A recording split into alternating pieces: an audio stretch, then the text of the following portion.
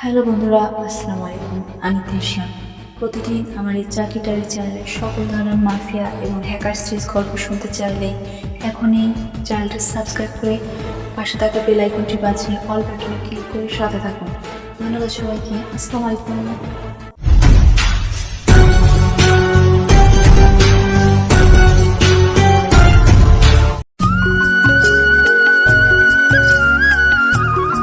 কথায় আছে সুখের সময়গুলো খুব তাড়াতাড়ি চলে যায়। ঠিক আমার ক্ষেত্রেও তার ব্যতিক্রম নয়। এই কয়েকটা দিন যেন চোখের পলকে কেটে গেল। আজকের পর আবারও পূর্বের মতো হয়ে যাবে। শুধু পয়সাটা থাকবে ভিন্ন। হালকা বাতাস বইছে, হাত দুটো মেলে দিয়ে তাকে নিয়ে উড়ে কোথাও হারিয়ে যেতে ইচ্ছে করছে আমার। যেখানে থাকবে শুধু আমি আর সে।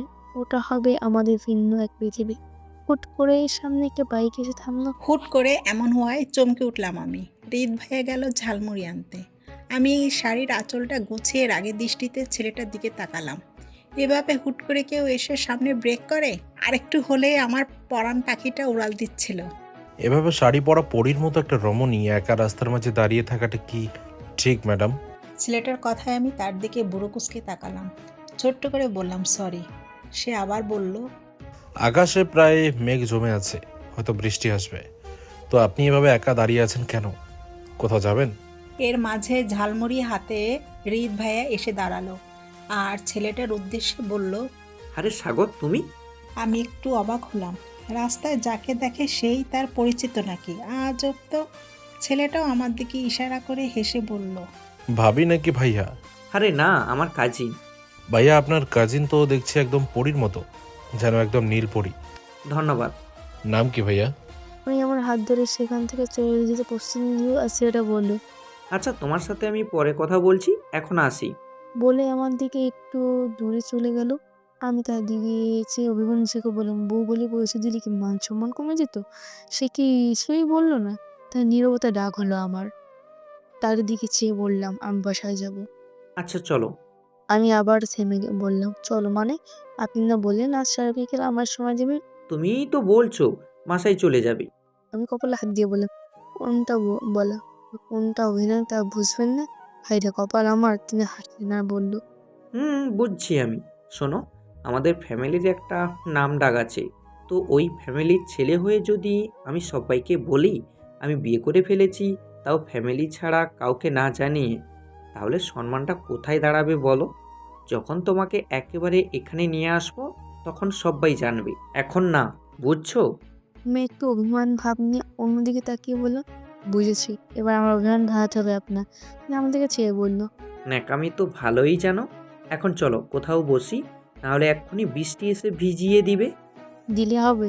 আমি এত কিছু বুঝি না। প্রয়োজনে বৃষ্টি ভিজে কাক ভিজে হয়ে যাবো, তবু এখান থেকে সরবো না। না গেলে তুমি ভিজো, আমি গেলাম।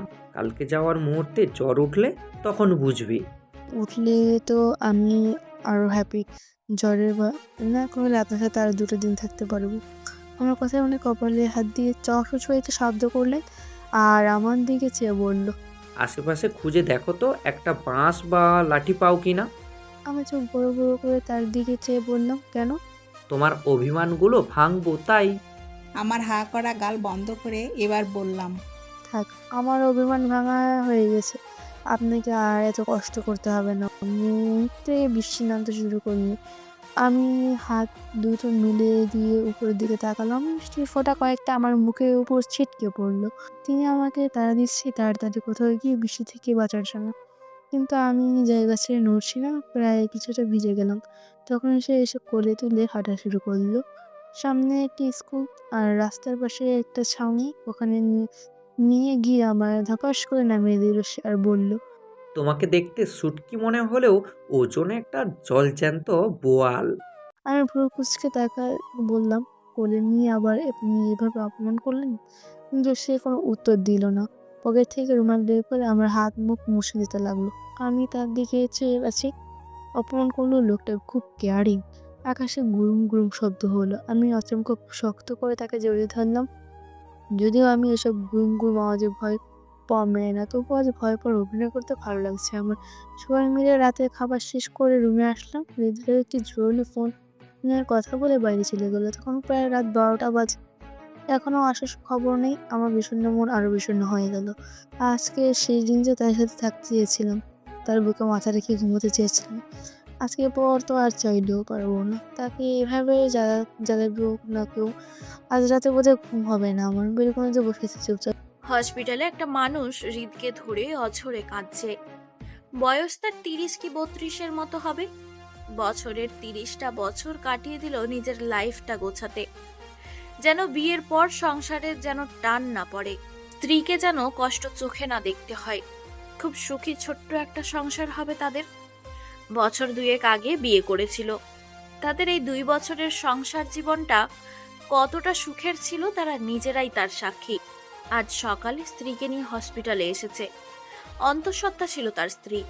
সারাটা দিন স্ত্রীর পাশে বসে কাটিয়ে দিল সে। আর কিছুক্ষণ আগেই তার সব স্বপ্ন হাওয়াই মিঠাইয়ের মতো ছোঁয়া মাত্রই হারিয়ে গেল। তার ছেড়ে বাঁচলেও স্ত্রীকে বাঁচাতে পারেনি, তাই তো এত হাউমাউ করে কান্না। হৃদয় চুপচাপ দাঁড়িয়ে, বারবার চোখের সামনে আরশির মুখটা ভেসে উঠছে। কখনো এই পরিস্থিতিতে সে পড়লে হয়তো মরেই যাবে। হসপিটাল থেকে বেরিয়ে বাড়ির উদ্দেশ্যে রওনা দিল সে। রাত তখন 3টা পেরিয়ে গেল। আরশিকে খুব দেখতে ইচ্ছে হচ্ছিল। হয়তো কোনো এক অজানা ভয়, নয়তো মাথার মাঝে ঘুরতে থাকা একটু পাগলামি। ঘরে এসে রুমে ঢুকতেই দেখে আরশি নেই, ব্যালকনিতে দাঁড়িয়ে আছে। হৃদ একটু এগিয়ে এসে দেখে আরশি দাঁড়িয়ে, হাতে থাকা ঘড়ির দিকে তাকালো। তারপর আরশির পাশে গিয়ে দাঁড়ালো। কি ব্যাপার, এত রাত হলো এখনো ঘুমাওনি কেন? রাত জাগা শরীরের জন্য ক্ষতিকর, জানো না? বৃদ্ধ ভাইয়ার কথা আমি ঘুরে তার দিকে তাকালাম। সারা রাত পার করে এখন শেষ রাতে আসছে হুকুম দিতে। কেন এসেছেন এখন? আমি তার দিকে চেয়ে বললাম, কেন এসেছেন এখন? রাত রাত তো শেষ হয়েই গেল। আর কিছুক্ষণ বাইরে থাকতেন। এর উপর আমি চলে গেলেই তারপর আসতেন। কেন এসেছেন এখন আমার সাথে? আমার কাউকে দরকার নেই। আমি চলে গেলে আর কেউ জ্বালাবে না আপনাকে। নিজের মতো থাকতে পারবেন। কথাগুলো খুব অভিমান নিয়ে বললাম। কোনো সময় ধরে রাখতে পারলাম না। চোখ দুটো ভিজে উঠলো এখন। ভেবেছিলাম সে আমার চোখ দুটো মুছে দিয়ে বলবে সরি, কিন্তু সে তা করলো না। হুট করে খুব শক্ত করে আমাকে জড়িয়ে ধরল। মনে হচ্ছে এক্ষুনি আমার দম বেরিয়ে যাবে। আজ প্রথম ও আমাকে এইভাবে জড়িয়ে ধরেছে। খুব শক্ত করে জড়িয়ে ধরেছে। নিশ্চুপ হয়ে আছি। আমি আর নিজেই ধরে রাখতে পারলাম না। সব অভিমান জড়িয়ে ছেড়ে দিয়ে আমিও তাকে জড়িয়ে ধরে কেঁদে দিলাম এবার। আমি আপনাকে ছাড়া থাকতে পারবো না। সকাল 8টায় গাড়িতে রওনা দিব আমরা। গতকাল থেকেই মনটা বিষণ্ণ আমার। আজ যেন মন আকাশ জুড়ে শ্রাবণের কালো মেঘ ভেসে উঠেছে। বেলকনিতে দেওয়ালের সাথে হেলান দিয়ে বসে আছে হৃদ ভাই, আর তার সাথে কাঁধে মাথা রেখে চুপটি করে বসে আছি আমি। চারদিকে আজানের ধ্বনি ভেসে উঠল। আকাশটাও ধীরে ধীরে পরিষ্কার হতে শুরু করেছে। পাশে বসে থাকা হৃদ ভাই যে ঘুমিয়ে আছে, আর আমি তার বাম হাত আঁকড়ে ধরে তার বুকে মাথা রেখে আছি। আজ সারা রাত এক মুহূর্তের জন্য ঘুম হয়নি আমার। মনে হচ্ছিল এই ঘুমিয়ে গেলেই সকাল হয়ে যাবে, আর বাবা মা আমাকে নিয়ে চলে যাবে, আর থাকা হবে না তার পাশে। নিজের মাঝে একটা প্রশ্ন লাগে বারবার, আমি মেয়েটা তো এতটা আবেগী ছিলাম না? নিজের মতো থাকতাম সবসময়। একটা ছেলে পেছনে ঘুরেছে, লাভ লেটার দিয়েছে, কিন্তু কারো প্রতি কোনো বিশেষ কোনো অনুভূতি কাজ করেনি আমার। তাহলে এই 10-12 দিনের মাঝে আমার কি হয়ে গেল যে তার এতটা কষ্ট পাচ্ছি, যে আমার এত কষ্ট হচ্ছে, আর আমার পাশে বসে থাকা মানুষটার মাঝে তো বিশেষ কোনো কারণও নেই। অন্য 8-10টা মানুষের মতোই সাধারণ মানুষ। তবু কেন আমার কাছে মনে হয় সে আমার কাছে সবার থেকে আলাদা? কেন তাকে আমার এত ভালো লাগে? কেন তাকে আমি এত ভালোবাসি? এই কারণটা খুঁজতে খুঁজতে হয়তো আমি বাকি জীবনটা কেটে যাবে। ভালোবাসা হয়তো এমনই হয়, কেউ পরের রূপে মায়া, কেউ করে হাসির মায়া, কিন্তু এই মায়া কতদিন থাকে? যে আজ রূপের সিটে পড়ুক, কাল ভালোবাসা শেষ। আর আজ হাসিটা সৌন্দর্য চলে যাক, কাল ভালোবাসা শেষ। সৌন্দর্য মায়া পরে, ভালোবাসা এগুলো অনেক সময় সৌন্দর্যের সাথে সাথে ক্ষয় ফেলতে শুরু করে। তবে কিছু ভালোবাসা এমনই হয় যে আমি মানুষটাকে ভালোবাসি, তবে কেন বাসি তা আমি জানি না। সারাক্ষণ শুধু কারণ খুঁজে যাই, আর এই কারণ খুঁজতে খুঁজতে আরো বেশি ভালোবেসে ফেলি। তারপর ওই কারণটা খুঁজে খুঁজে মানুষের সাথে সারাটা জীবন ফুরিয়ে যায়, তবে ভালোবাসা থেকে যায় আগের মতোই। বৃদ্ধ বয়সে যখন জিজ্ঞেস করা হয় তুমি মানুষটাকে কেন এত ভালোবাসো? তার মাঝে এমন বিশেষ কিছু কি ছিল? উত্তরটা তখন পাওয়া যায়। মানুষটার কাছে বিশেষ কিছু না থাকলেও ব্যক্তিত্বটা ভালো ছিল। বিশেষ কিছু থাকলেও মানুষটা বড্ড ভালো ছিল। না থাকলেও মানুষটা বড্ড ভালো ছিল। হয়তো এইটাই তার প্রতি ভালোবাসার কারণ। তেমনই আমার প্রিয় মানুষটা আমি কারণে নয় অকারণে ভালোবাসবো। সকালে যাওয়ার জন্য তৈরি হচ্ছিলাম, দুটো চোখ লাল হয়েছে আমার। রাতে ঘুমো না হওয়ার শরীরটা ক্লান্ত দেখাচ্ছে খুব। ওয়াশরুমে গিয়ে শরীর সারা নিয়ে বের হলাম। শরীরটা একটু হালকা হতেই তখন বাজে 4টা। কাপড়ে গোছাচ্ছিলাম আমি। মা বাবা মামা-মামি তার নাস্তা শেষ করে এখন গল্পে মেতে উঠলো। কাপড় গোছানো শেষ হলে অনুভব করলাম কেউ একজন এসে আমার পেছনে জড়িয়ে ধরেছে। তার স্পর্শে বারবার সারা শরীর কেঁপে উঠছে আমার। আমি চুপচাপ দাঁড়িয়ে আছি। কিছুক্ষণ পর আবার কি মনে করে সে আমাকে ছেড়ে একটু দূরে দাঁড়ালো। আমি তার দিকে ঘুরে তাকালাম। তার কাছাকাছি গিয়ে বললাম, আমার মিস করবে? সে কিছু বলল না, চুপচাপ দাঁড়িয়ে আছে। আমি বুঝে নিলাম কারণ কখনো কখনো নির্বোধের সম্মতির লক্ষণ। আমি আবার বললাম, আমি খুব মিস করবো আপনাকে। কষ্ট হবে আমার, চলেন না আমার সাথে এখন গিয়ে কয়েকটা দিন থেকে আর। আরশি আর হৃদের মাঝে এই একটাই পার্থক্য, হৃদ ভালোবাসলেও নিজের আবেগ কন্ট্রোল করতে পারে, আর আরশি একটুতেই নিজের সব আবেগ এলোমেলো করে ফেলে। খুবই আবেগী মেয়েটা। আজ থেকে আপনাকে আর কেউ জ্বালাবে না, কেউ বিরক্ত করবে না। খুব স্বাধীনভাবে আগের মতো করে থাকতে পারবে। আমার কথাগুলো শুনে সে কিছু বলল না। চুপচাপ রুম থেকে বের হয়ে যাওয়ার জন্য বাবাতেই আমি তার হাত ধরে নিলাম। তারপর দিকে চেয়ে বললাম, গতকালকের মতো আমায় একটু জড়িয়ে ধরবেন প্লিজ? সে এখনো কিছু বলল না। চুপচাপ এসে আমাকে জড়িয়ে ধরলো, কপালে আলতো একটা চুমু দিল, বলল, নিজের যত্ন নিও। আর হ্যাঁ, আবেগগুলো একটু কন্ট্রোলে রাখতে শেখো, না হলে এত আবেগ তোমাকে শুধু ডিপ্রেশনের দিকেই নিয়ে যাবে। পরীক্ষাটা ভালোভাবে দিও, এরপর একেবারে নিয়ে আসবো সারা জীবনের জন্য। আর কিছু না বলে চুপচাপ রুম থেকে বেরিয়ে গেল সে। আমি তার দিকে চেয়ে আছি। ইচ্ছা করছে জীবনটা এখানেই থামিয়ে দিতে। আমার বাবা মায়ের কোনো পার্সোনাল গাড়ি নেই।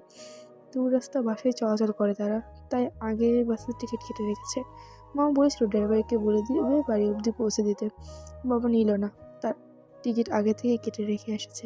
বাসা থেকে বিদায় নিয়ে বেরিয়ে পড়লাম আমরা। হৃদ ভাই গাড়িতে করে বাস স্টপ পর্যন্ত নিয়ে গেল। বাবা হৃদ ভাইয়ের সাথে কী যেন বলেছে। আমি মায়ের সাথে দাঁড়িয়েছিলাম, বোরকা হিজাব হাত মোজা পরা। শুধু চোখ দুটো দেখা যাচ্ছিল। আগে হাতে মোজা পরতাম না, গরমে বিরক্ত লাগে আমার। কিন্তু সকালে হৃদ ভাই আমার হাতে দিয়ে বলল, আমার হাতও যেন কেউ না দেখে, নিজে হেফাজত রাখতে। আমি শুরু থেকে নিজেকে আবেগ কন্ট্রোলে হারিয়ে ফেলেছি। কার কাছে আবেগ লুকিয়ে রাখবো? এই মানুষটা তো এখন আমার সব। আর কিছু ভাবতে পারছি না। তাকে জড়িয়ে ধরে কেঁদে দিলাম। যে যা ভাবে ভাবুক, কষ্টটা তো আর কেউ বুঝবে না। মা বাবা গাড়িতে উঠে গেল, আর তার থেকে বিদায় নিয়ে আমি উঠে গেলাম গাড়িতে। এরপরেই গাড়ি ছেড়ে দিল। জানলার পাশের সিট আমার। জানলার দিকে তাকিয়ে আছি আর তার দিকে। তিনি একটু মুচকি হেসে হাত নাড়িয়ে আমায় বিদায় জানালো। সোজা রাস্তা। গাড়ি কিছুটা দূরে চলে এসেছে। আমি জানলার দিকে মাথা বের করে তাকিয়ে আছি। যতক্ষণ না তাকে দেখা যাচ্ছে। পাশ থেকে মা বলল, এবার মাথাটা ভেতরে নিয়ে আয়, না হলে অপর পাশ থেকে গাড়ি এসে মেরে দিবে। আমি মাথার ভেতরে এনে বসে রইলাম চুপচাপ। খুব কান্না পাচ্ছে আমার। এই কয়েকদিন খুব আপন হয়ে গেছে এই বাড়ির প্রতিটা মানুষ। বাস থেকে নেমে একটা সিএনজি নিয়ে বাড়ির উদ্দেশ্যে চললাম। গ্রামীণ রাস্তায় দুই পাশে সারি সারি গাছ, দুই পাশে সবুজ ধান ক্ষেত। মেন রোড, তীব্র গতিতে গাড়ি চলছে। মনে হচ্ছে বাতাস বইছে খুব জোরে। আজ 10-12 দিন পর নিজ এলাকায় ফিরে এসেছি। একটু দূরেই ছোট্ট একটা মার্কেট। এই মার্কেট পার হলেই কলেজ, আর কলেজের একটু পাশেই তার বাড়ি। কিছুটা আসে দেখি কিছু মানুষের ভিড়। রাস্তার পাশে অনেকগুলো মানুষ ভিড় করে চেয়ারম্যান এর সাথে কথা বলছে। তার একটু দূরেই বাইকের উপর বসে আছে, কার সাথে ফোনে কথা বলছে আশিক। আর সাথে আরও অনেকগুলো ছেলে। অনেকগুলো বাইক দিয়ে রাস্তার পাশে দাঁড়িয়ে আছে ছেলেগুলো। আর একটু দূরে চেয়ারম্যান চাচা কথা বলছে অন্যান্য মানুষের সাথে। আসিফকে দেখেই আমার বুকটা ধুক করতে শুরু করলো। আমি সিএনজির মধ্যে মাথাটা ঢুকিয়ে নিজেকে একটু আড়াল করার চেষ্টা করলাম। সারা শরীর কাঁপছে আমার। হয়তো আমার এই ভয়ের কারণটা বাবা বুঝতে পেরেছে। আমার এক হাত ধরে আমার দিকে তাকিয়ে আশ্বাস দিল কিছু হবে না। বাবা আমার হাতটা ধরে আমি যেন একটু ভরসা পেলাম, তবুও ভয় হচ্ছে খুব। মাথায় অনেক চিন্তা নিয়ে ঘুমিয়েছি অনেক রাত করে। হৃদ ভাই বলেছিল রাত না জাগলে, তবুও ঘুম না আসলে আমার দোষ কই? সকাল হতেই কে যেন দরজায় ঠক ঠক আওয়াজ করতে লাগলো। এই সাত সকালে আবার কে আসলো? মাকে তো বললাম সকাল সকাল না ডাকতে। বাইরের বাতাস বইছে খুব, মনে হচ্ছে সকাল সকাল বৃষ্টি হবে আজ। একটু শীতল ভাব নিয়ে কম্বল মুড়ে ঘুমিয়ে আছি আমি। কে ডাকছে তা দেখার সময় নেই। কম্বলটা আরো টেনে আরাম করে শুয়ে রইলাম। ওদিকে দরজায় ঠক ঠক আওয়াজ বেড়ে চলল। মা অথবা বাবা হলে মুখে রাখা হতো। এই কোন ননসেন্স কে জানে। একটা বিরক্তি নিয়ে উঠে দরজার কাছে গেলাম। দরজা খুলে স্বামীকে এসে রুমে ঢুকলো। একটু জয়ী ভঙ্গিতে নিয়ে বলল, সারপ্রাইজ। কিন্তু আমার মাঝে তেমন কোনো একটা প্রতিক্রিয়া না দেখে সে বলল, কি হলো? আমি এসেছি দেখো খুশি হসনি? এটা বলতে সকাল সকাল এসে ডেকে তুললি? বাহ, জামাই বাড়ি থেকে এসে এত পরিবর্তন। আচ্ছা ভালো, এখন আর আমাদের চোখে লাগে না। থাক তুই, আমি গেলাম। আমি একটা হাই তুলে বললাম, তো ঢং না করে রুমে আয়। সাবিহা কিছু না বলে রুমে এসে বলল। আমি ব্রাশের পেস্ট নিতে নিতে তাকে বললাম, এত সকাল সকাল কাহিনী কি? বললাম না সারপ্রাইজ। আচ্ছা, তবে একটা ঝামেলা পড়ে গেলাম রে আরো। কি হলো আবার? সাব্বির সাথে ঝগড়া হয়েছে আবার? তা না, বাবা আমার বিয়ের জন্য হুড়োহুড়ি লেগেছে। আর তুই তো জানিস সাব্বির এখনো বেকার, নিজে পায়ে দাঁড়াতে পারেনি। তাই সাব্বিরের কথা বাসায় বলে কোনো লাভ হবে বলে মনে হয় না। কি বলিস? তোর এখনো পরীক্ষাটাও শেষ হয়নি? কি করবো বল, অভাবের সংসার। বাবার কাছে একটু সময় চাচ্ছি, তাও দিতে রাজি না। এখন আমি কি করব? আমি খুব স্বাভাবিকভাবে বললাম, রাজি হয়ে যা। সে একটু অবাক হয়ে বলল, তোর কি মাথা খারাপ হয়ে গেছে? আমি কিভাবে অন্য কাউকে বিয়ে করব? আর তুই তো জানিস আমি সাব্বিরকে কত ভালোবাসি। আমি তার দিকে চেয়ে বললাম, আমার কথাটা তো আগে শুন। সাবিয়া শান্ত হয়ে বলল, আচ্ছা বল। তুই তো সেলাইয়ের কাজ পারিস তাই না? তুই তোর বাবাকে বলবি তুই রাজি আছিস, এত একটা শর্ত। কি শর্ত? তুই তোর বাবাকে বলবি তুই একটা কাঁথা সেলাই করবি, আর এই কাঁথাটা সেলাই শেষ হলেই তোর বিয়ের কথাবার্তা বলতে। তবে একটু মন খারাপ করে বলল, তাতে আর কয়দিনই বা সময় পাবো? অল্প অল্প করে সেলাই করলেও খুব জোরে 1 মাস। না, অনেকদিন সময় পাবে। তুই যতদিন চাস ততদিন সময় পাবি। সাবিয়া একটু অবাক হয়ে বলল, কিভাবে? দিনে যেটুকু সেলাই করবি রাতে বসে তা খুলে ফেলবি। এভাবে কম করে হলেও কয়েক মাস প্যারামুক্ত থাকতে পারবি। আর সাব্বির ভাই তো চাকরির জন্য ট্রাই করছে, তাতে সেও একটু সময় পেল। হাতে পারে 1-2 মাসের মধ্যে সাব্বিরকে চাকরিটাও হয়ে গেল। আর তোর বাসায় তো প্রস্তাব পাঠিয়ে দিল। তা শেষ হতেই হুট করে সাবিহা আমাকে জড়িয়ে ধরে বলল, এই জন্যই তো বুদ্ধির জন্য সবসময় তোর কাছে আসি। আচ্ছা এখন একটু বস, আমি ফ্রেশ হয়ে আসি। শোন, আমি ঘুরে তাকিয়ে বললাম, আবার কি? গত কয়েকদিন ধরে লক্ষ্য করছি সূর্য নামের ছেলেটা আমার বাসার সামনে এসে গুড়গুড় করে। আমি কোথাও গেলে রাস্তার পাশে দাঁড়িয়ে থাকে। আমি সাবিয়ার পাশে বসে বললাম, কেন সূর্য আসিফের সাথে থাকে ওই সূর্য? হুম। একটু বিরক্ত ভাব নিয়ে ওয়াশরুমের দিকে পা বাড়ালাম। এই ছেলেগুলো পেয়েছেটা কি? আমাকে ছেড়ে এখন আমার বান্ধবীর দিকে নজর দিয়েছে। সাবিয়া পেছন থেকে বলল, আচ্ছা আমি এখন আসি, তুই রেডি থাকিস, কলেজ যাওয়ার সময় ডাক দেবো। আমি সাবিয়ার দিকে তাকিয়ে বললাম, এখন যাবি না, নাস্তা করে যাবি? বলেই আমি ওয়াশরুমে চলে গেলাম। বাড়ির সামনে কলেজ, রিক্সা দিয়ে গেলে 5 মিনিট রাস্তা। আমি আর সাবিয়া রওনা দিলাম কলেজের উদ্দেশ্যে। সাবিয়া শুধু বারবার হৃদয় সম্পর্কে প্রশ্ন করছে। যেতে যেতে নিরামিষের কাহিনীগুলো বলা শুরু করলাম। বিশেষ করে ওই দিন ওই রিক্সা পড়ে যাওয়ার কাহিনীটা। এদিকে সাবিয়া তো হাসতে হাসতে শেষ। একটু যেতে চোখ পড়লো সামনে থাকা ছেলেটার উপর। আসিফ দাঁড়িয়ে আছে সামনে। সে হাত দিয়ে রিক্সাটা থামিয়ে আমার কাছে এসে বলল, অনেক সাহস দেখিয়েছিস তুই। এর পরিণাম ফল ভোগ করতে হবে তোকে। বলে বাইক দিয়ে সেখান থেকে চলে গেল সে। আমি একটু অবাক হলাম তার আচরণ দেখে। আগে থেকে অনেক পরিবর্তন দেখা যাচ্ছে। আগের মতো থাকলেও হয়তো এখানে একটা গন্ডগোল পাকিয়ে দিত। ক্লাস ও প্রাইভেট শেষে বিকেলে বাসায় ফেরার সময় আসিফ আর দেখলাম না। একটা স্থির নিঃশ্বাস ছেড়ে বাসায় চলে এলাম। এই লোকটা সবকিছু ভালোভাবে মেনে নিজেই বাঁচি। সন্ধ্যার সময় পড়তে বসেই হৃদয়কে ফোন দিলাম। কথা বলতে ইচ্ছা করছিল খুব, কিন্তু তার হলো না। বেটা এমনিতেই নিরামিষ, তার উপর আরও ছিল হসপিটাল। কথা বলার বিপরীতে উল্টো পড়া সম্পর্কে কিছু মোহনা জ্ঞান দিয়ে ফোন রেখে দিল। রাতে খেতে বসে মাকে আজকে কাহিনী বললাম। শাশুড়ি হয়তো কিছুটা চেঞ্জ হয়েছে, না হলে এই দিন ফোন দিয়ে যেভাবে কথা বললো সেটা আজ বিষয়টা পুরোপুরি ভিন্ন। হয়তো অনেক পাল্টে গেছে মা, সে খেতে খেতে বলল। সামনের মাসে চেয়ারম্যান ইলেকশন, আর গতকাল ওসব বিষয়ে ভিড় জমেছিল রাস্তায়। এই সময়টাই সবাই মনোরঞ্জন করতে হবে, তাই হয়তো বিহেভিয়ার চেঞ্জ হয়েছে। তবে কুকুরের লেজ কখনো সোজা হয় না, ওদের থেকে দূরে থাকাই ভালো। আমি কিছু না বলেই মাথা নাড়লাম আর চুপচাপ খেতে লাগলাম। তখনই গভীর রাত, প্রায় 2টা বাজে। বাইরে বৃষ্টির শব্দ শোনা যাচ্ছে। এই কয়েকদিন খুব প্রচুর গরম পড়ছিল, তাই এখন ঘন ঘন বৃষ্টি হচ্ছে এখন। তবে এত ভারী বর্ষণ নয়, থেমে থেমে বৃষ্টি। আমি বিছানায় এক কাত হয়ে শুয়ে আছি, ঘুম আসছে না। রাত হলেই শুধু সুন্দর সুন্দর মুহূর্তগুলো মনে পড়ে।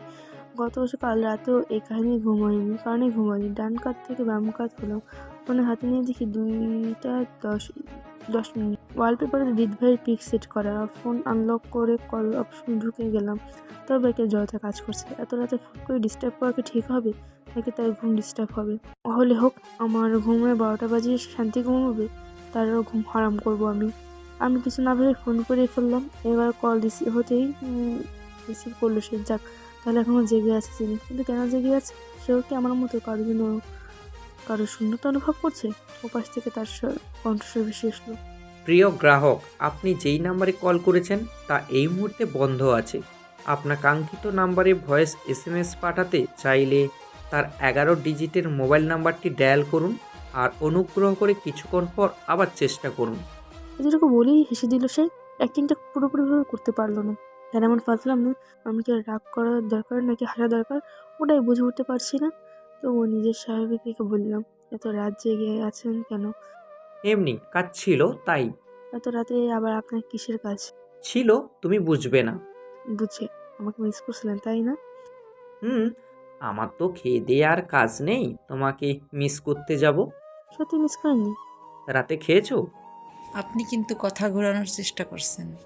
কখন? যেটা বলছি সেটার উত্তর দেন। আপনি কি আমাকে মিস করছিলেন? হুম, কতটুকু?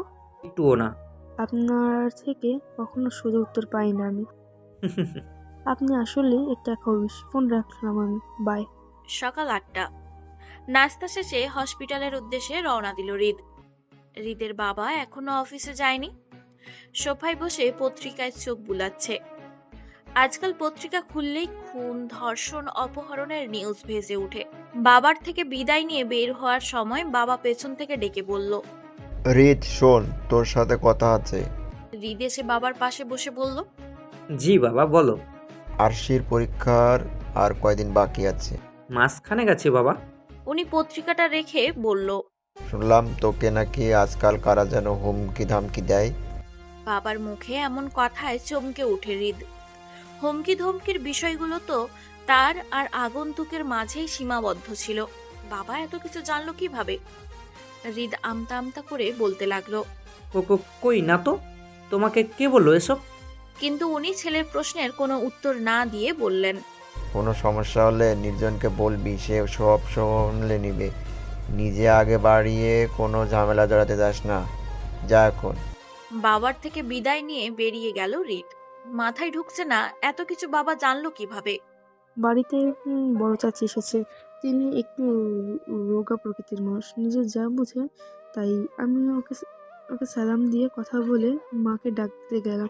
এতটুকু পর্যন্ত সব ঠিকঠাক ছিল। তবে রোগা প্রকৃতি ওই যে রোগা প্রকৃতি আগের মধ্যে পায়ে ধরে সালাম না করার ঘোর বিরোধ তার। মায়ের সাথে বসে বসে গল্প করছে, আর আমাকে পাঠানো হয়েছে তাদের জন্য চা বানাতে।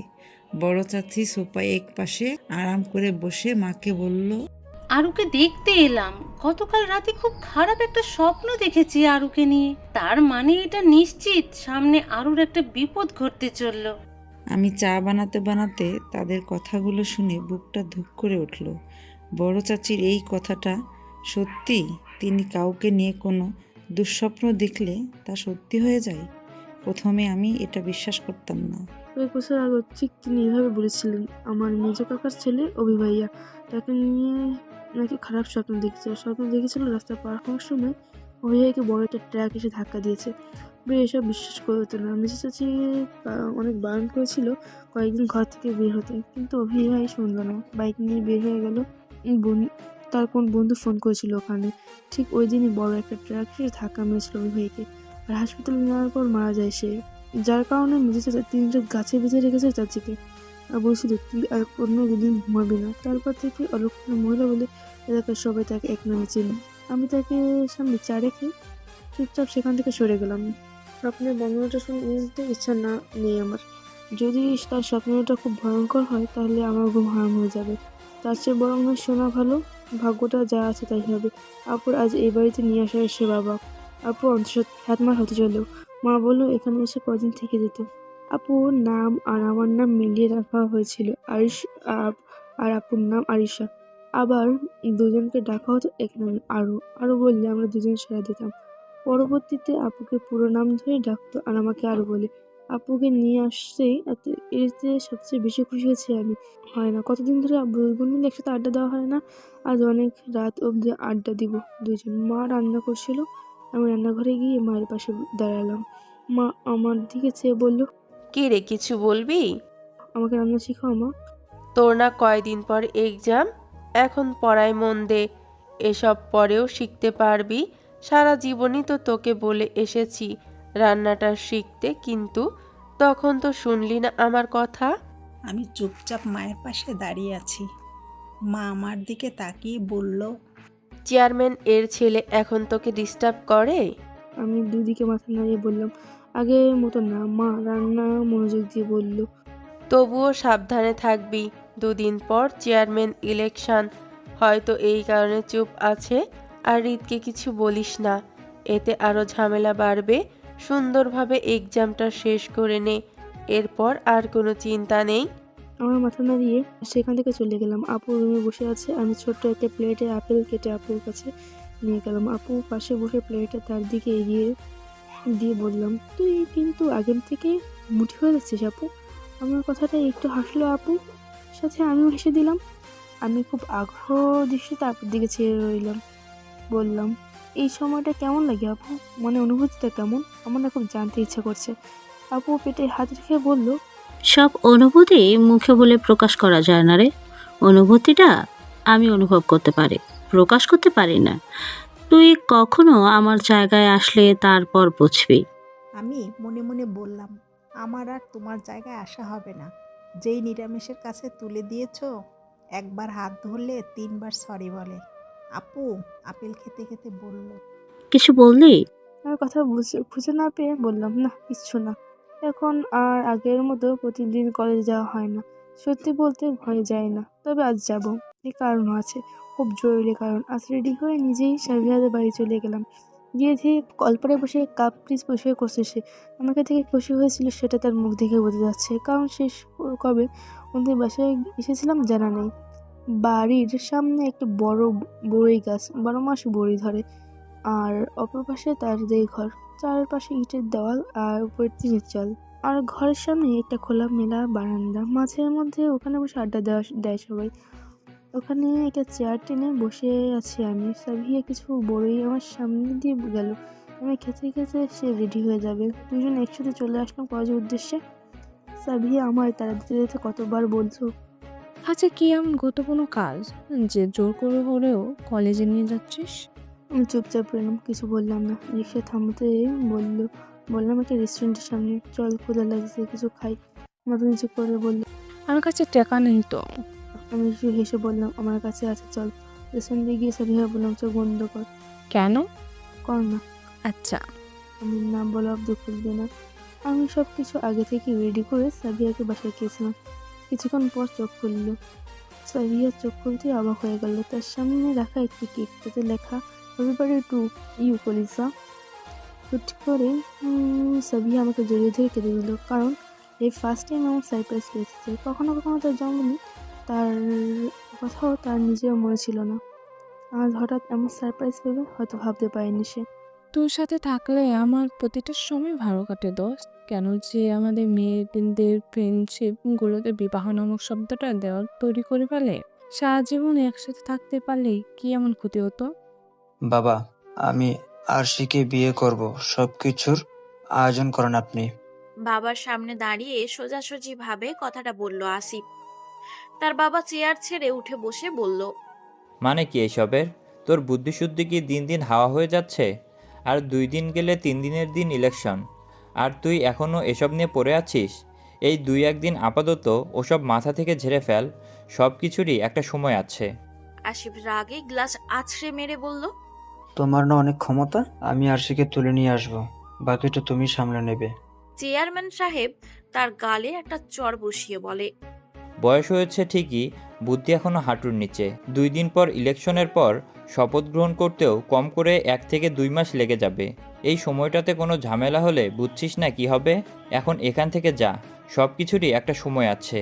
আর দেশে কি মেয়ের অভাব পড়েছে? বিয়ে হয়ে গেছে শুনেও ওই মেয়েটার পেছন পেছন ঘুরছিস। এর আগেও তো 2টা রেপ কেস ছিল তোর, সব ধামাচাপা দিয়ে রেখেছি। দেখে খুব সাহস বেড়ে গেছে, তাই না? এই কয়েক গ্রামে ওর মতো মেয়ে আমার চোখে দ্বিতীয়টা পড়েনি। আমার তো ওকেই চাই। বলেই সেখান থেকে চলে গেল আসিফ। আমি আর সাফিয়া তখন বাড়ির দিকে যাচ্ছিলাম। পেছন থেকে আসিফ একটা বাইক নিয়ে রিক্সার সামনে দাঁড়ালো।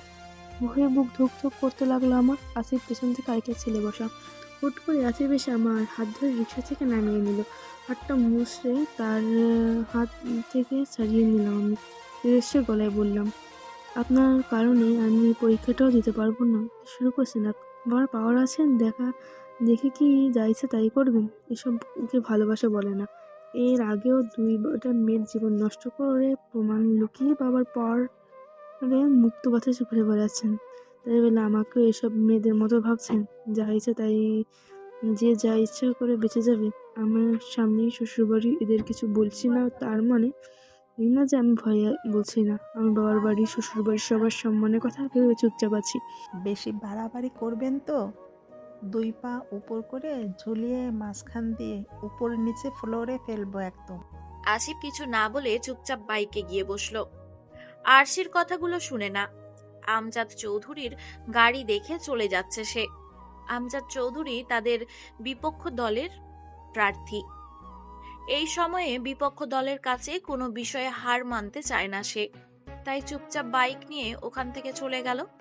সারিয়া আমার দিকে পা হয়ে তাকিয়ে আছে। হুট করে আমার এমন রেগে যাওয়া হয়তো মানিয়ে নিতে পারছে না সে কি মানিয়ে নেবে? আমার নিজেই তো হাত পা কাঁপছে। হুট করে রেগে কি থেকে কি বলে ফেললাম তা নিজেও বুঝতে পারছি না। এই জন্যই বুঝি সমস্যায় খারাপ হোক এত সহজে লাগে না। আর এই গেলে কাউকে খুন করে ফেলতেও 2 বার ভাবে না। রাত 9টা। গাড়ি নিয়ে হসপিটালের উদ্দেশ্যে ছুটে চলল আসিফের বাবা আরিফ সাহেব। হাত পা ভাঙা অবস্থায় হসপিটালে শুয়ে আছে আসিফ। আরিফ সাহেব উত্তেজিত হয়ে তার পাশে গিয়ে বসে বলল, এমন কি করে হলো আমার ছেলের? কে করেছে এই কাজ? কার এত বড় সাহস? ওনার মাঝে পুরোপুরি উত্তেজনা ভাব। আসিফ বেডে শুয়ে থাকা অবস্থায় বাবাকে বলল, কে মেরেছে দেখতে পাইনি বাবা। হুট করে জিনের মতো এসে ধাপা মেরে চলে গেল, বুঝতেই পারিনি। আরিফ সাহেব একটু রেগে ছেলেকে ঝাড়ি মেরে বলল, তোর শুধু মাথাটাই আছে, মাথার ভিতরে যা কিছু থাকা দরকার তা এতটুকুও নেই। মাথায় হুডি পরা একটা ছেলে হসপিটালের গ্লাস ভেদ করে আসিফের দিকে চেয়ে একটা মুচকি হাসি দিল। এরপর চুপচাপ হসপিটাল থেকে বেরিয়ে রাস্তায় এসে দাঁড়ালো। আসিফকে মুখে ঘুষি মারার সময় তার দাঁতের আঘাতে হাতও কেটে গিয়েছে কিছুটা, তাই হাত ব্যান্ডেজ করতে হসপিটালে এসেছিল। সেই আগন্তুক, মাথায় হুডি পরা, মুখে মাস্ক, চেহারাটা দেখতে পায়নি কেউ। হাত দিয়ে একটা গাড়ি দাঁড় করিয়ে চুপচাপ সেখান থেকে চলে গেল অচেনা আগন্তুক। পড়ার মন বসছে না। সারা শরীর জুড়ে একটি অস্থিরতা ভাব আমার। বিকেল আসিফের সাথে এমন একটা ঘটনা ঘটে গেল তার। আর সন্ধ্যার পর হাসিফকে কারা মেরে হাত পা ভেঙে হসপিটালে তুললো। ব্যাপারটা কিছুটা মাথায় ঢুকছে না আমার। আচ্ছা, হৃদ ভাইয়ের এমনটা করেনি তো? কিসব ভাবছি আমি। ওর মতো একটা মানুষ কি করে এমনি একটা করবে? আর এখানে তা বাকি করে আসবে। মুহূর্তে ফোন বের করে এটা কল দিলাম তাকে। মনটা উত্তেজিত হয়ে আছে খুব। বস থেকে ফোন রিসিভ করতেই বললাম, আপনি কোথায়? সে স্বাভাবিকভাবেই বলল, এতক্ষণ হসপিটালে ছিলাম, এখন বাসায় ফিরলাম। আপনি সত্যি এখন বাসায়? তো তোমাকে মিথ্যা বলতে যাব কেন? আচ্ছা, আমি ভিডিও কল দিচ্ছি, সবাইকে দেখবো আমি। তুমি কিছু বলার আগেই আমি কল কেটে কল দিলাম। আমি রিসিভ করে বলি, কি হয়েছে হঠাৎ? তোমায় এমন দেখাচ্ছে কেন? Any problem? উনি হয়তো একটু আগেই গোসল করেছে, তাই একটু ভেজা টাইপ অগোছালো। আর একটু পরই মামিকে দেখে স্বস্তি নিঃশ্বাস ফেললাম আমি। তার মানে সত্যি বাসে। ওহ থ্যাংক গড, সে এমনটা করেনি, কারণ সে করলে এত দ্রুত বাড়ি ফিরতে পারতো না। কারণ এখান থেকে তার বাড়ি কমপক্ষে 5 থেকে 6 ঘন্টার রাস্তা। তাহলে কে করেছে এমন? মনে প্রশ্ন জাগে। তবে যে করুক, হৃদ ভাই এসব করেননি, এটাই অনেক। নির্বাচন শেষ হলো। পূর্বের মতো এবারও আরিফ সাহেব হলো চেয়ারম্যান।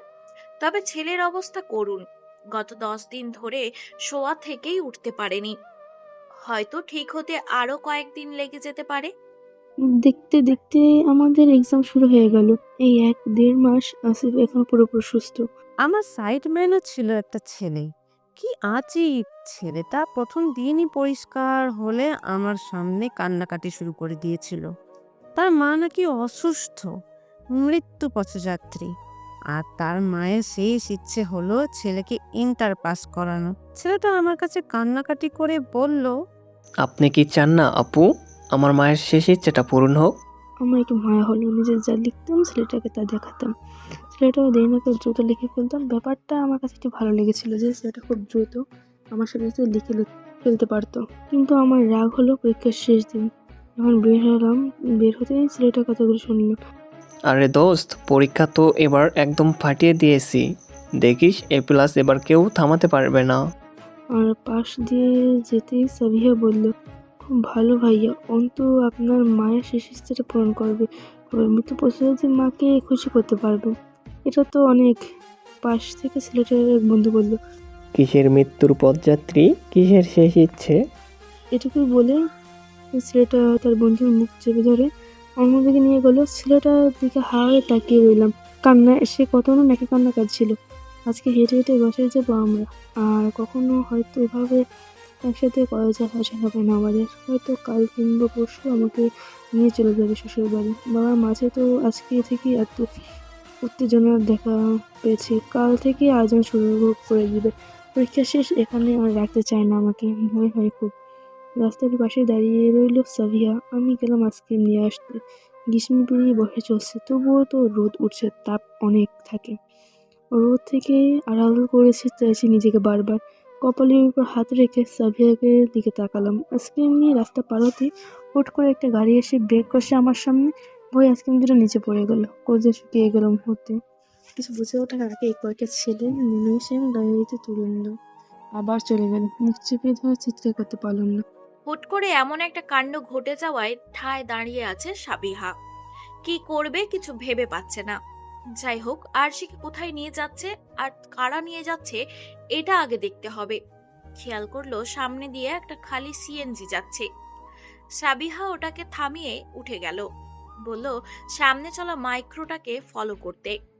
যতই যাচ্ছে ততই রাস্তাটা অচেনা মনে হচ্ছে। তবুও সাবিহা বাইরে তাকিয়ে তাকিয়ে রাস্তার পাশে থাকা বোর্ডগুলো দেখে জায়গার নাম মনে রাখছে। একটা নির্জন জায়গায় একটা ছোট বাড়ির সামনে গিয়ে গাড়ি থামে। আরশিকে নিয়ে ভেতরে চলে গেল তারা। তখন প্রায় বিকেল হয়ে এলো। আজ শেষ দিন ভেবে আড্ডা দিতে দিতে অনেকটা সময় পার হয়ে গেছে। এরপর এই ঘটনা। মাথা কাজ করছে না সাবিহার। আশেপাশে তাকিয়ে তেমন কিছু চোখে পড়ছে না। একটু দূরেই একটা মরার ডাল ভেঙে পড়ে আছে। সাবিহা এগিয়ে গিয়ে ওটা তুলে নেয়। পা দিয়ে চেপে ধরে ভেঙে ওটাকে একটা লাঠির মতো করে নেয়। তার একটাই চিন্তা, যে করেই হোক আরশিকে বাঁচাতে হবে। মরলে দুজন একসাথেই মরব। এই ছোট লাঠি দিয়ে কি বা হবে? না সে নিজেও আজ তাদের শিকার হবে। আরশিকে বন্দি করে রাখা হয়েছে ছোট একটা ঘরে। ওরা 3 জন ছেলে ছিল, আসিফ আর 2 জন তার সহযোগী। আরশিকে বন্দি করে বিকেলেই সেখান থেকে চলে গেল আসিফ। আর বাকি 2 জন সেই বিকেল থেকে বাড়ির সামনে হাঁটাহাঁটি করছে। এখন একজন বসে সিগারেট টানছে। তখন প্রায় সন্ধ্যা নেমে এলো। দুপুরের ফকফকা রোদের পর সেই বিকেল থেকেই আকাশে মেঘ জমতে শুরু করেছে। আর এখন ঝড়ো হাওয়া বইতে শুরু করলো। সাবিহা একটা ঝোপের আড়ালে বসে আছে আর উকি মেরে ওদের কর্মকাণ্ড দেখছে। বিকেলে যখন সে লাঠি নিয়ে ওই ঘরে যাবে ভেবেছিল, তখন হঠাৎ মনে হলো আরশি আইসক্রিম আনতে যাওয়ার সময় ফাইলটা তার কাছে দিয়েছিল, আর ওটার ভিতর আরশির ফোনও ছিল। যদিও পরীক্ষার হলে ফোন নিয়ে যাওয়া নিষিদ্ধ, তবুও প্রায় স্টুডেন্টই ফোন নিয়ে যায়, তবে লুকিয়ে রাখে। সাবিহা দ্রুত ফোনটা হাতে নেয়, দেখে লক করা নেই। কল লিস্টে যেতেই প্রথমে একটা নাম্বার আসে, যেটা সেভ করা মাই নিরামিষ নামে। আরশির কাছে এই নিরামিষের গল্প অনেক শুনেছে সে, তাই চিনতে ভুল হলো না নাম্বারটা কার। দেরি না করে কল করে সবকিছু খুলে বলে সে। আর সেই বিকেল থেকে একটা ঝোপের আড়ালে লুকিয়ে আছে। ক্ষুধায় পেটটায় যেন যুদ্ধ শুরু হয়ে গেছে। সেই সকালে খেয়ে বেরিয়েছিল, এখন অবধি আর কিছু খায়নি। সন্ধ্যা পেরিয়ে আধার নেমে এলো, গুঁড়ি গুঁড়ি বৃষ্টি পড়তে শুরু করেছে। ছেলে দুটি বাড়ির সামনে চালের নিচে গিয়ে দাঁড়িয়ে আছে। সাবিহা লুকিয়ে লুকিয়ে বাড়ির পেছনের দিকটায় চলে গেল। দেখে বাতাসের ঝাপটায় ঘরের জানালাগুলো একবার খুলছে আর একবার বন্ধ হচ্ছে। ঘরটা অন্ধকার, একেবারে ভিন্ন সাইডে ঘর। এদিকটায় কারেন্টের কোনো খাম চোখে পড়ছে না। বিজলির আলোয় বোঝা যাচ্ছে আর সে জানালার পাশে দাঁড়িয়ে জানালাটা ঝাঁকাচ্ছে। সাবিহা গুটি গুটি পায়ে তার কাছে এগিয়ে গেল। আমার ভেতর ছিল তখন শুধু এখান থেকে মুক্ত হওয়ার পথ খোঁজা। হুট করে সাবিহাকে দেখে চমকে উঠলাম আমি। ও এখানে কি করে এলো? সারা শরীর ভিজে একাকার অবস্থা। এভাবে আর কিছুক্ষণ থাকলে নির্ঘাত জ্বর উঠবে। সাবিহা জানালার পাশে এসে দাঁড়ালো। সারা শরীর কাঁপছে তার। দেওয়াল ঘরের উপরে টিন সেট, সেই টিনের ঝরঝরে পানি এখনো তার গায়ের উপর পড়ছে। আমি অবাক হয়ে বললাম, তুই এখানে কি করে এলি? তোকে কি ওরা তুলে নিয়ে এসেছে? সাবিহা কাঁপতে কাঁপতে বলল, তোকে তুলে আনার সময় আমি অন্য একটা গাইড নিয়ে ফলো করতে করতে এখানে এসেছি। তুই কোনো চিন্তা করিস না আরো। আমি ফোন করে সবাইকে জানিয়ে দিছি। আসিফ এখনো আসেনি, হয়তো জল থামলে আসবে। ততক্ষণে আমি দেখছি কি করা যায়। আমার চোখ বেয়ে জল গড়িয়ে পড়ছে, জানি না কি হবে আমার। সাবিয়াকে বললাম, তুই এভাবে ভিজছিস, তোর জ্বর হয়ে উঠে যাবে। উঠলে উঠো, তোকে ছাড়া এখান থেকে আমি যাব না। মরলে একসাথেই মরবো। আর আশেপাশেও কোনো বাড়িঘর নেই যে তাদের কাছে গিয়ে আমরা সাহায্য চাইবো। আর শোন, একদম কাঁদবে না। আমি দেখছি কি করা যায়। আর কিছুক্ষণ দেখি, এরপর বাইরে থাকা ছেলেগুলোর উপর অ্যাটাক করব। ওদের সাথে পারবো কিনা জানি না, কিন্তু পারলে তোকে বের করে নিয়ে দুজন পালিয়ে যাবো। একদম ভয় পাস না। এর মাঝেই দরজা খোলা খটখট শব্দ হয়। আমি দ্রুত জানলা বন্ধ করে দিলাম আর সাবিয়া লুকিয়ে পড়লো। একটু পরে আসিফ ঢুকলো ভিতরে। আর সাথে ছেলে দুটো। তারা রুমে কোনায় কোনায় মোমবাতি সেট করেছে। আমি জড়সড় এক পাশে বসে আছি। সারা শরীর কাঁপছে আমার। সব শেষ হলে আসিফ একটু উল্টে আমার সামনে এসে বসলো। তার মুখটা উঁচু করতে আমি এক ঝটকায় তার হাত সরিয়ে নিলাম। সে ভুবন কাঁপানো হাসি দিয়ে লাগলো। তেজ দেখছি এখনো কমেনি। ওই দিন কি বলেছিলি, আমায় দুই পায়ের মাঝে বরাবর ফেলবে? তার বিশ্রী হাসি সে আমার সারা শরীর জুড়ে ঘৃণা জাগ্রত হতে লাগলো। সে আবার হাসতে বলল, লাভ নেই। এখানে এমন কেউ নেই যে তোকে বাঁচাতে আসবে। আর তোর সাথে যা যা হবে তারও কোনো প্রমাণ থাকবে না, কারণ আমার শিকারের কোনো প্রমাণ রাখি না আমি। বাইরে আরো দুজন আছে। সব মিলিয়ে আমাদের তিনজনেরই জমি একটা পার্টি হবে। এরপর তোর স্থান হবে কোনো নদীতে। আবারও হাসতে লাগলো আসিফ। আমি তার দিকে তাকিয়ে আছি আর বড় বড় শ্বাস নিচ্ছি। মনে মনে ভাবছি, আমার জীবনে আয়ু কি এতটুকুই? হৃদ ভাইয়ের চেহারাটা চোখের সামনে ভেসে উঠলো বারবার, আর চোখে গড়িয়ে পানি পড়ছে। আমার কান্নায় যেন পৈশাচিক আনন্দ পাচ্ছে। আসিফ কিছুক্ষণ পর দরজায় ঠকঠক হয়ে আওয়াজ ভেসে আসলো। আসিফ ভাই পেছন থেকে বলল, কি হয়েছে? দরজার ওপাশ থেকে একটা পুরুষ কণ্ঠ ভেসে উঠল, দরজা খোল আসিফ। আসিফের বুঝতে বাকি রইল না লোকটা তার বাবা আরিফ সাহেব। একরাশ বিরক্তি নিয়ে দরজা খুলে বলল, হঠাৎ এখানে কেন এলেন বাবা? আরিফ সাহেব আমার দিকে একবার চেয়ে আসিফকে বলল, মেয়েটাকে কেন তুলে এনেছিস সেখানে? মেয়েটার পরিচয় জানিস তুই? আসিফ একটু বিরক্তি ভাব নিয়ে বলল, এত কিছু জানার সময় নেই আমার। আপনি চলে যান এখান থেকে। কুমিল্লা থেকে এমপি সাহেব ফোন করেছিলেন। মেয়েটার কিছু হলে আমাদের বাপ ছেলের অবস্থা খারাপ হয়ে যাবে। অলরেডি পদ ত্যাগের নির্দেশ দিয়েছে সে। এখন মেয়েটাকে ছেড়ে দে, হয়তো হাতে পায়ে ধরে ক্ষমা চেয়ে এমপিকে বোঝাতে পারবো। আশিফ অবাক ভঙ্গিতে বলল, হোয়াট? এই খবর বাইরে গেল কিভাবে? আর এমপির সাথে মেয়েটার কি সম্পর্ক? ও মেয়েটার জন্য এত কিছু করছে কেন? আরিফ সাহেব ঠান্ডা মাথায় বলল, মেয়েটাকে তুই জানিস? ঢাকার খুব বড় বিজনেসম্যান রুদ্র চৌধুরীর বউ। ঢাকা থেকে এমপি সাহেবের কাছে খবর এলো, আর এমপি ফোন দিয়ে আমায় এসব বলল। আর এটাও বলল মেয়েটার গায়ে একটা টোকা পড়লেও আগামীকাল সকালের সূর্য আমাদের বাপ ছেলের দেখা হবে না। দেখ বাবা, এমপি কখনো নিজ থেকে ফোন দিয়ে এভাবে রেগে কথা বলেনি। তুই পরিস্থিতিটা বোঝার চেষ্টা কর। আশিফ বাবার কথায় পাত্তা না দিয়ে বলল, এত কিছু বোঝার সময় নেই আমার। গত 1 বছর ধরে আসি আমার শিখার। কিন্তু আরিফ সাহেব ছেলেকে কিছু না বলে আমার দিকে চেয়ে বলল, আমাদের ক্ষমা করে দিও মা, তোমার সাথে খুব অন্যায় করে ফেলেছি আমরা। তুমি এখন এখান থেকে চলে যাও, কেউ কিছু করবে না তোমায়। বাঁচার পথ পেয়ে আর এক মুহূর্ত দেরি করলাম না আমি। দৌড়ে বাড়ি থেকে বেরিয়ে গেলাম আমি। ছুটে বাড়ির পেছনের দিকটাই চলে গেলাম। বুঝতে পারছি অনেক রাত হয়ে গেছে। আশিফ রাগ সামলাতে না পেরে বাবার গালে সর্বশক্তি দিয়ে একটা থাপ্পড় বসিয়ে দিল। বিশ্রী ভাষায় গালাগাল করতে শুরু করলো। তার বাচ্চা, সামান্য একটা বিষয় হ্যান্ডেল করতে পারিস না তুই? ছেলের এমন ব্যবহারে নিচে পড়ে থম মেরে তাকিয়ে আছে আরিফ সাহেব। রাগে কটমট করতে করতে বিছানায় বসে পড়ে আরিফ। আমি বাড়ির পেছনের দিকে এসে দেখি একটা গাছের আড়ে চুপচাপ বসে আছে সাবিয়া, আর সারা শরীরের ভিজে থরথর করে কাঁপছে সে। ঝড় একটু আগেই থেমে গেছে, গাছের পাতা চুইয়ে পানি পড়ছে টপ টপ। সাবিয়ার হাত ধরে দেখলাম সারা শরীর গরম হয়ে আছে। থাকবেই না কেন, পুরোটা ঝড় ভিজে শেষে। সাবিয়াকে ধরে তুললাম, সে কাঁপা কাঁপা গলা বলে, তোর কিছু করেনি তো? ওরা কিছু করেনি তো? না, কিছু করিনি। কিভাবে বের হল? পরে বলবো তোকে, এখন এখানে থাকা ঠিক হবে না। চল তো। সাবিয়াকে ধরে অন্ধকারে মিলিয়ে গেলাম আমরা দুজন। মেয়েটা না থাকলে হয়তো আজ অনেক কিছু হয়ে যেত আমার সাথে। একটু হাঁটতেই মেইন রোড দেখতে পেলাম। এদিকে সাবিয়া প্রায় অজ্ঞান হয়ে যাওয়ার অবস্থা। তবুও তাকে ধরে অনেক চেষ্টায় মেইন রোডে গিয়ে দাঁড়ালাম। গাড়ি তেমন চোখে পড়ছে না, ভেবে পাচ্ছি না কিভাবে যাব। এদিকে রাস্তাঘাট কিছু চিনি না। সাবিয়ার হাতে মুঠোয় আমার ফোনটা এখনো আছে, বাকি সব কোথায় ফেলে এসেছে কে জানে। একটু আশাও আলো দেখতে পেলাম আমি, কিন্তু ফোন হাতে নিয়ে আসাটাও হাওয়ায় মিলিয়ে গেল। ফোন হাতে নিয়ে দেখে বন্ধ হয়ে আছে। একটা শ্বাস নিলাম আমি। এখন এই মেয়েটাকে নিয়ে কোথায় যাব, কি করব, কিছু ভেবে পাচ্ছি না। লাইফে কখনো ভাবতে পারিনি সৃষ্টিকর্তা কখনো আমায় এমন পরীক্ষায় ফেলবে।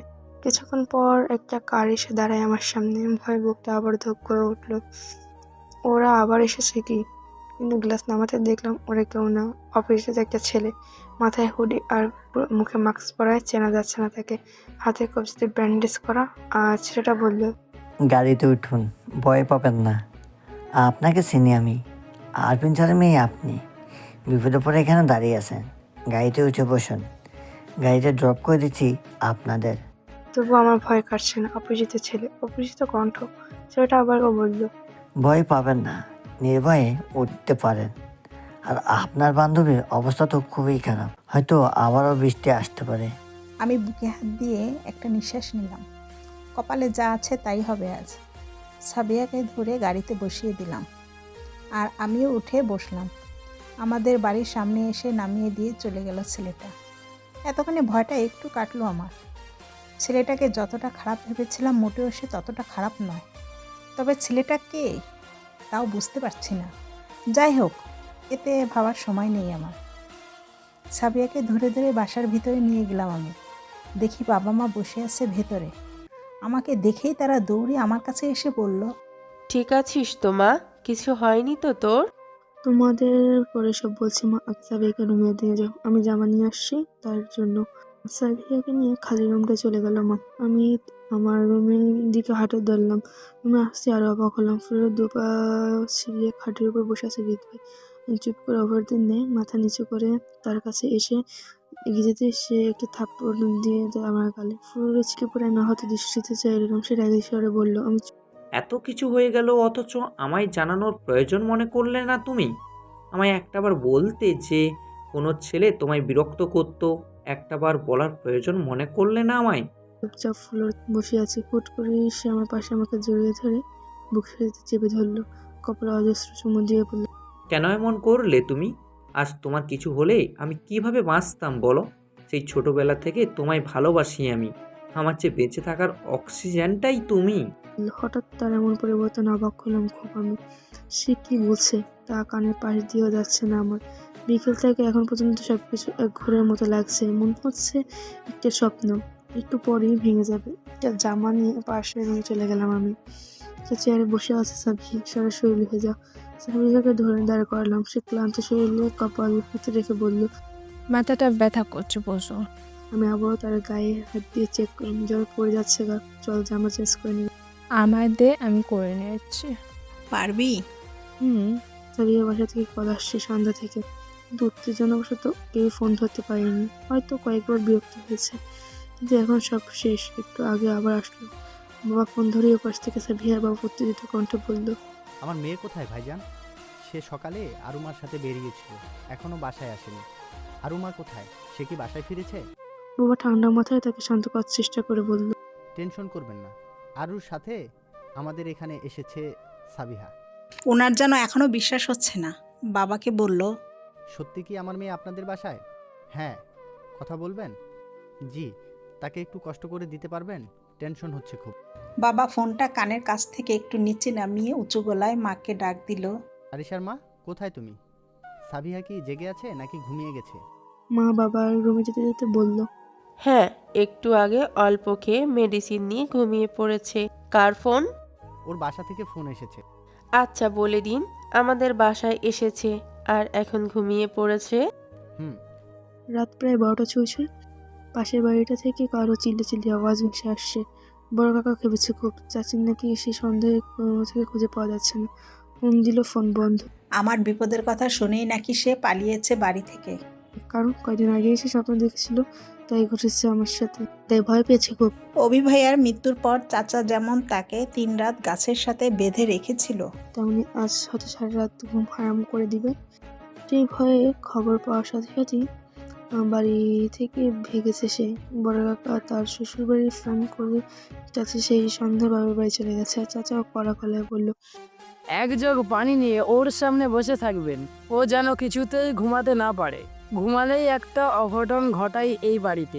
ঘুম আসছে না আমার। হাঁটু ভাঁজ করে বসে আছি বিছানায়। আমার পাশে সাবিহা গভীর ঘুমে এক দৃষ্টিতে তাকিয়েছে তার দিকে। ইচ্ছে করছে মেয়েটাকে জড়িয়ে ধরে অনেকক্ষণ কান্না করে। সে না থাকলে হয়তো আজ আমার গল্পটা অন্যদিকে মন নিত। মেয়েটা চাইলেই পালিয়ে যেতে পারত, কিন্তু নিশ্চিত বিপদ জেনেও আমাকে বাঁধাতে ছুটে গিয়েছিল। হৃদয়ের বুকে মাথা থেকে অনেকক্ষণ কাঁদতে ইচ্ছে করলো আজ। পরিবারের সবাইকে ধরে অনেকক্ষণ নিজেকে হালকা করার তীব্র ইচ্ছা জেগেছে মনে। মুহূর্তের জন্য মনে হয়েছিল আর কারো মুখ বোধহয় দেখতে পারবো না। বিশ্বাসই হচ্ছে না আজ আমি এখনো বেঁচে আছি, ফিরেছি। নয়তো আগামীকাল সকালে আমার লাশ ভাসত কোনো নদীতে বা লুকিয়ে থাকতো কোনো জঙ্গলের মাটির নিচে। আর বেঁচে থাকলেও সবাই মুখে উপর আঙুল তুলে বলতো, ওই তো ধর্ষিতা মেয়ে। ভাবতেই হাঁটুতে মুখ গুজে ফুপিয়ে ফুপিয়ে কেঁদে উঠলাম আমি। প্রায় রাত 1টা। হয়তো আজও কেউ ঘুমাচ্ছে না, কারো চোখে ঘুম নেই। সকালে মুখ দেখেও বোঝা যাচ্ছে কে কতটা দুশ্চিন্তার মাঝে সময় পার করছে। তেমনি চোখে ঘুম নেই হৃদেরও। বেলকনিতে দাঁড়িয়ে আছে, ফোনটা তার কানের মাঝে ধরা। হয়তো কারোর সাথে কথা বলছে। গভীর রাত জেগে 2 চোখ লাল হয়েছে তার। উত্তেজনা সারা শরীর জুড়ে রক্ত প্রবাহিত হচ্ছে। তো ফোনে বলল, তুমি এখন কোথায়? অপর পাশের লোকটা বলল, আপাতত হোটেলে আছি। হৃদ একটা নিঃশ্বাস নিয়ে বলল, ওরা যতক্ষণ শান্তিতে ঘুমাবে ততক্ষণ আমার চোখে ঘুম আসবে না। বিপরীত মানুষটা বলল, সকালে আগেই কাজ হয়ে যাবে। গুড। আর শোনো, জানে মারার দরকার নেই, শুধু এইটুকু বুঝিয়ে দিবে যে কার সাথে পাঙ্গা নিয়েছিল। আচ্ছা, আপনি নিশ্চিন্তিতে ঘুমাতে পারেন। হৃদ বেলকনিতে হাঁটতে হাঁটতে বলল, তোমার ফোন না আসা অবধি আমার ঘুম আসবে না। আচ্ছা। ফোন রেখে রুম থেকে বের হয়ে আসে হৃদ। আরশি যেই রুমে আছে ওই রুমের দরজার কাছে এসে দাঁড়ায়। ভিতরে ঢুকতে গিয়েও ঢুকলো না, কারণ ভেতরে আরশি একা নয়, অন্য একটা মেয়েও আছে তার সাথে। তাই হুট করে আর ঢুকে যাওয়া যায় না। দরজায় টোকা দিতে গিয়েও থেমে গেল। কি ভেবে আবার উল্টো রুমের দিকে হাঁটা ধরলো। ব্যালকনিতে এসে একটা শ্বাস নিল সে। হয়তো আরশিকে একটু দেখতে মনটা ব্যাকুল হয়ে আছে। কত ভয়েই না ছিল সে। তখন ভোর 4:30। ব্যালকনির গ্রিল ধরে এখনো দাঁড়িয়ে আছে হৃদ। চোখ দুটো এখনো লাল হয়ে আছে। এটা তার ছোটবেলার সমস্যা। রাগ হলেই চোখ দুটো লাল হয়ে যায় তার উপর সারা রাত 1 সেকেন্ডও ঘুমায়নি। ভোরের আলো ফুটতে শুরু করলো, তখন ফোনটা বেজে ওঠে। কাজ হয়েছে? হুম। আচ্ছা, তুমি হোটেলেই থেকো, বের হওয়ার দরকার নেই। দুপুরের পরই ঢাকার উদ্দেশ্যে রওনা দিব আমরা। আচ্ছা। কল কেটে রুমে এসে বিছানায় গা এলিয়ে দিল হৃদ। এবার যেন রাজ্যের সমস্ত ঘুম একটু একটু করে আসতে শুরু করেছে। 4 রাস্তার মোড়ে 3টা ছেলে পড়ে আছে, সারা শরীর রক্তাক্ত। সারা এলাকায় খবর ছড়িয়ে গেল চেয়ারম্যানের ছেলে আর তার সাথের 2 জনকে কারা মেরে 4 রাস্তার মোড়ে ফেলে গেছে। রক্তাক্ত অবস্থায় 2টা শুয়ে শুয়ে গোঙাচ্ছে, বাকি একটা শুয়ে আছে লম্বা হয়ে। ওদেরকে ঘিরে চারপাশে মানুষের ভিড়, কেউ তাদের কাছে যাচ্ছে না। কিছুক্ষণ পর ওখানে চেয়ারম্যানের গাড়ি দেখে সকলে সরে গেল। আরিফ সাহেব ছুটে ছেলের পাশে গিয়ে বসলো। ছেলের জন্য প্রায় পাগল হয়ে আছে সে, অথচ এই ছেলেই গতকাল রাতে তাকে থাপ্পড় মেরেছিল। কিন্তু সকাল হতেই ছেলের বিপদ শুনে সব রাগ হাওয়া হয়ে গেল তার। বাবা তো বাবাই হয়, ছেলে মেয়ে যতই কষ্ট দিক, তাদের বিপদ শুনলে সবার আগে মা বাবাই কেঁদে ওঠে। ওরা এখনো মরেনি। 2 জন হাতের পালস চেক করে বলল।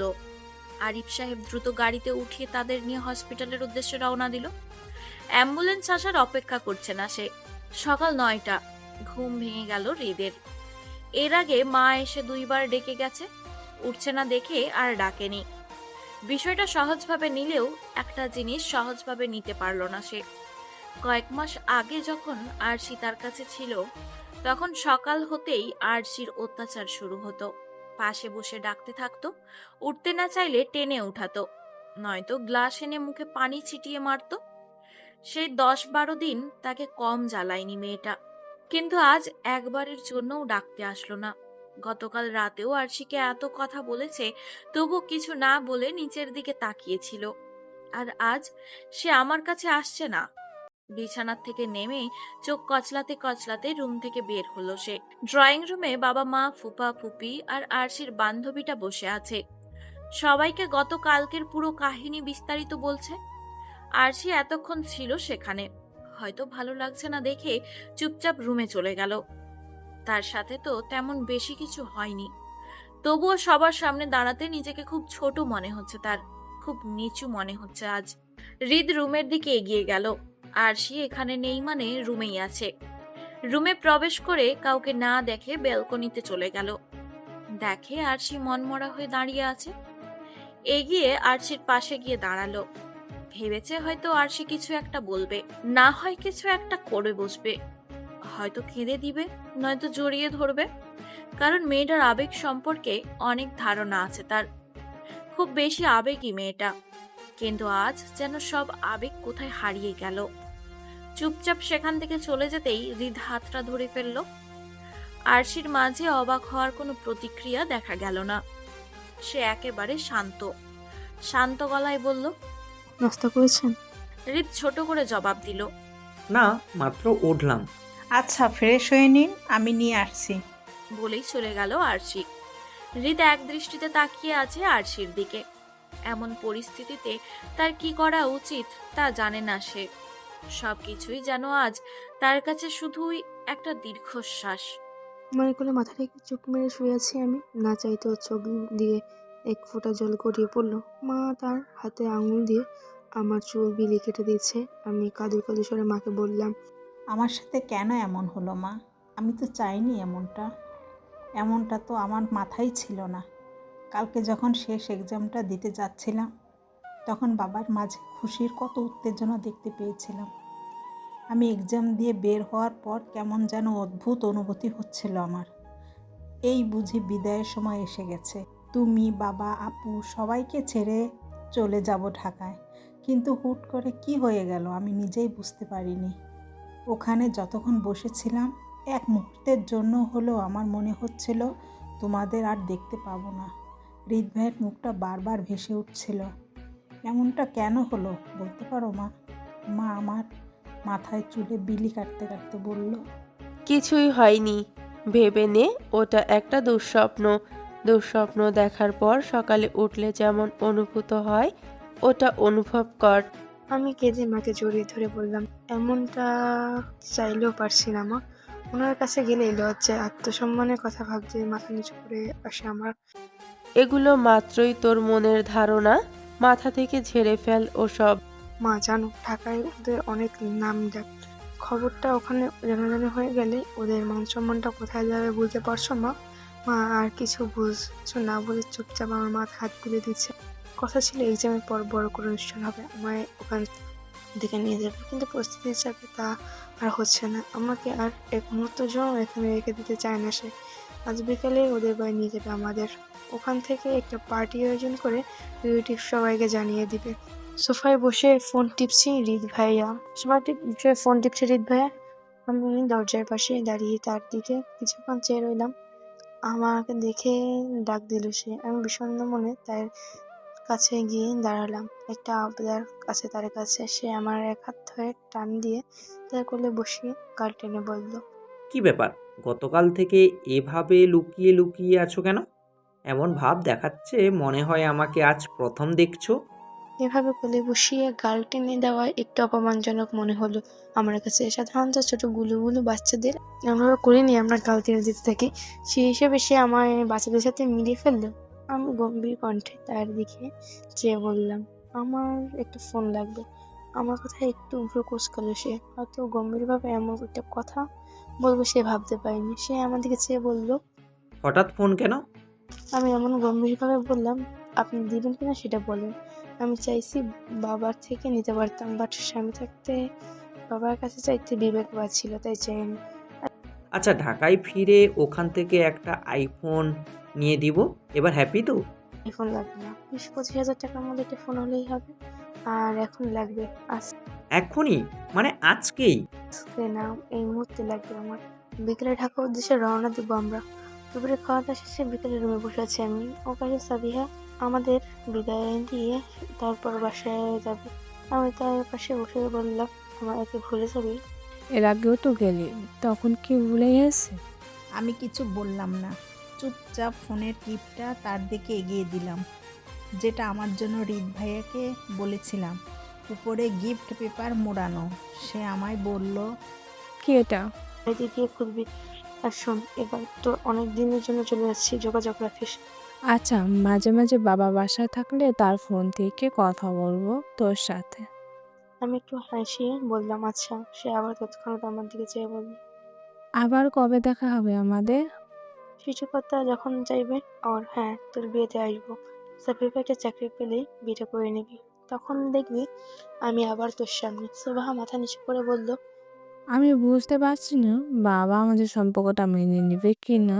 তাকে না পেলে আমিও বাঁচবো না, মরে গিয়ে সবাইকে মুক্ত করে দেবো। আমার একটু রাগ হলো। তাকে বললাম, ঠাসিয়ে একটা চড় খাবি এমন আরেকবার বললে। পাওয়া না পাওয়ার সাথে বাঁচা মরা কোনো সম্পর্ক নেই। আল্লাহর সিদ্ধান্তই উত্তম সিদ্ধান্ত। ওই দিন ওই বাড়িতে আসার সময় মামা মামিকে বিদায় দিয়েছিল, বাবা মায়ের সাথে এসেছি। আর আজ বাবা মাকে বিদায় দিচ্ছি, মামা মামির সাথে আবার ওই বাড়িতে চলে যাচ্ছি। পার্থক্য শুধু আমি আর আমার গন্তব্য। মা বাবাকে থেকে দূরে চলে গেলে আর সব সময় তার চোখ ভেসে উঠতো, আমার চোখ ভেসে উঠতো, কিন্তু আজ আমার একটু কান্না আসছে না। এই স্বাভাবিক মানুষের মতো দাঁড়িয়ে আছি আমি। রিদ ভাই তাড়া দিচ্ছে বারবার গাড়িতে ওঠার জন্য। সে নিজেও হয়তো এখনই এই জেলার মাঠের উপর থাকতে বিরক্ত বোধ করছে। আমি বাবার মায়ের দিকে চেয়ে বললাম, আসি, তোমার নিজের যত্ন নিও। আর সাফিয়ার দিকে চেয়ে বললাম, তোর জন্য একটা নতুন জীবন ফিরে পেলাম। তোর মতো বন্ধু পাওয়া ভাগ্যের ব্যাপার। নিজের খেয়াল রাখিস, সাবধানে থাকিস, আবার দেখা হবে। আসি। গাড়িতে উঠে চমকে গেলাম আমি, কারণ গাড়ির ভিতরে থাকা হাতে মাস্ক পরা লোকটা সে আমার আর সাবিহা বাড়ি পৌঁছে দিয়েছিল। বুঝলাম তাকে হয়তো রিদ ভাই পাঠিয়েছিল। ওকে কিছু না বলে রিদ ভাইয়ের দিকে তাকিয়ে গম্ভীরভাবে বললাম, ওকে সব সময় এভাবে মাস্ক পরে হুড়ি করে থাকে? তার নাম নির্জন। তার চেহারা আমি আর বাবা ছাড়া কেউ দেখতে পাইনি। তবে সেই অনেক আগে একবার দেখিয়েছিলাম, এরপর আর দেখা হয়নি। আমি তো হসপিটালে থাকি সারাদিন, আর নির্জন থাকে বাবার সাথে। বাবার অনুপস্থিতিতে সেই সব সামলায়। বলতে পারো ও একেবারে আমার ভাইয়ের মতো। বাবাও নিজের ছেলের মতো ভাবে তাকেই। আমি কিছু না বলে চুপচাপ বসে রইলাম। একটা মানুষ কাউকে চেহারা না দেখানোর মাঝে কি কারণ থাকতে পারে? আমরা মানবজাতির সব সময় নিষিদ্ধ জিনিসের প্রতি আগ্রহটা একটু বেশিই থাকে, আর আমার আগ্রহটা জেগে উঠলো তার চেহারাটা দেখার জন্য। এরপর সামনে থেকে এগিয়ে গাড়িতে উঠে বসলো নির্জন। আমার হুট করে একটা কথা মনে পড়লো। গাড়ি থেকে নেমে দৌড়ে বাড়ির ভেতরে চলে গেলাম। খুব গুরুত্বপূর্ণ একটা জিনিস ফেলে এসেছি। সবাই হাঁ করে আমার দিকে তাকিয়েছিল। আমি ওদিকে না তাকিয়ে সোজা রুমের ভিতর গিয়ে খাতার ভেতর থেকে পেজটা ছিঁড়ে নিলাম। তারপর তা ভাঁজ করে ব্যাগে ঢুকিয়ে নিলাম। সময় হলে হৃদ ভাইয়াকে দেবতা। এটা খুব যত্ন করে বানানো। আমার আস্তে আস্তে সন্ধ্যা পেরিয়ে রাত ঘনিয়ে গেল। আমাদের বাসায় নামিয়ে কাহিনী চলে গেল নির্জন। বাসায় এসে রুমে গিয়ে চোখ বন্ধ করে কিছুক্ষণ শুয়ে রইলাম। এরপর চোখ গেল দেওয়ালের মাঝে আমার ছবিটিগুলোতে। সেই আগের মতোই রয়েছে কতগুলো হাসি খুশি পিকগুলো। সেই হাসিগুলো এই মুহূর্তে একদমই বেমানান লাগছে আমার কাছে।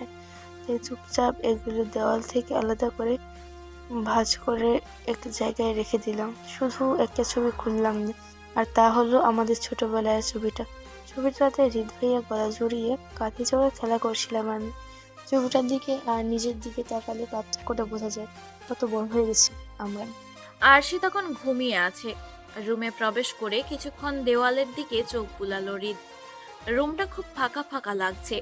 সে কিছু না বলে চুপচাপ গিয়ে শুয়ে পড়ল, কারণ সে বুঝতেই পারছে এটা আরশির কাজ।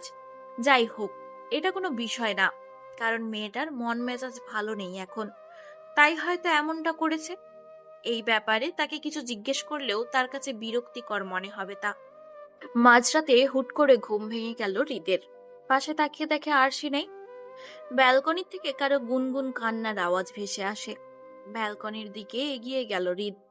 দেখে ব্যালকনির এক কোণে বসে দেওয়ালের সাথে হেলান দিয়ে কান্না করছে আরশি। বুকটা আঁতকে উঠল তার। হুট করে আরশিকে এমন কাঁদতে দেখে খুব চাপা কষ্ট জেগে উঠল বুকের ভেতর।